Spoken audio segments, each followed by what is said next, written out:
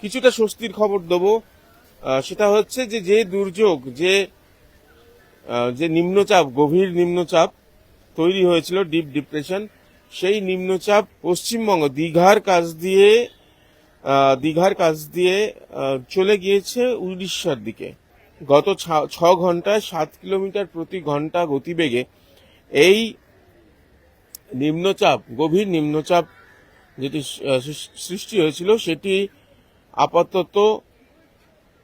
আপাতত দীঘা, আমরা যেটা দেখতে পাচ্ছি, দীঘা ক্রস করে Digha, West Bengal, north Odisha coast এর কাছাকাছি দীঘা ক্রস করে যাচ্ছে এবং ইতিমধ্যে চলে গিয়েছে। আপনারা বুঝতে পারছেন, তার কারণ আবহাওয়ার যে পরিবর্তন হয়েছে, যে রোদ উঠেছে, তবে রোদ আর মেঘের খেলা চলছে এখানে কলকাতার যে চারপাশে জেলাগুলি রয়েছে, কিন্তু মেদিনীপুর, দীঘা, উড়িষ্যার দিকে ক্রমশ সরতে থাকার ফলে সেখানে কিন্তু বৃষ্টির সম্ভাবনা বাড়ছে।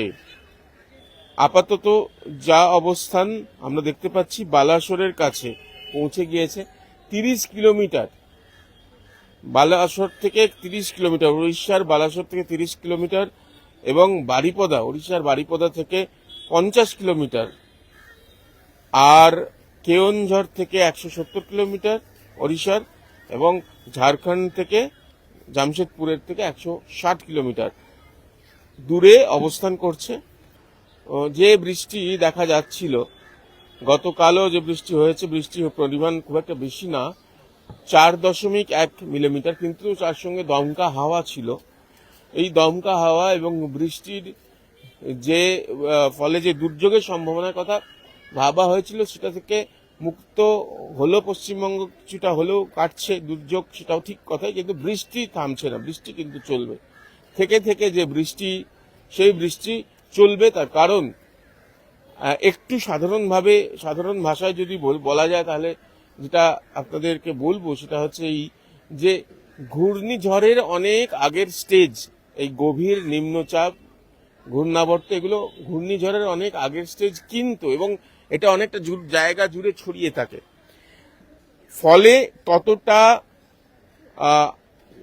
দুর্যোগপূর্ণ না হলেও এর ফলে চরিত্র, যে ঘূর্ণিঝড়ের যে চরিত্র যেমন থাকে, অর্থাৎ দমকা হাওয়া, প্রচন্ড হাওয়া, ঝড়, সঙ্গে ঘূর্ণিঝড়ের যে লেজ থাকে, সেই প্রচুর পরিমাণে জলীয় বাষ্প কিন্তু নিয়ে আসে, এবং জলীয় বাষ্প নিয়ে আসার ফলে বৃষ্টির পরিমাণ বাড়ে।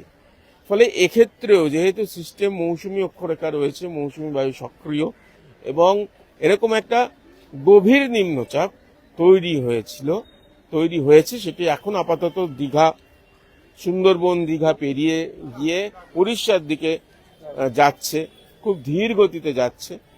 তার ফলে যে জলীয় বাষ্প ঢুকেছে, সেই জলীয় বাষ্প থেকে কিন্তু থেকেই মেঘ বৃষ্টি হবে, সেরকমটাই পূর্বাভাস দেওয়া হচ্ছে। আলিপুর আবহাওয়া দপ্তর থেকে জানানো হচ্ছে যে জেনারেলি ক্লাউডি স্কাই, অর্থাৎ মেঘাচ্ছন্ন আকাশ থাকবে এবং মাঝে মধ্যেই বৃষ্টি হবে।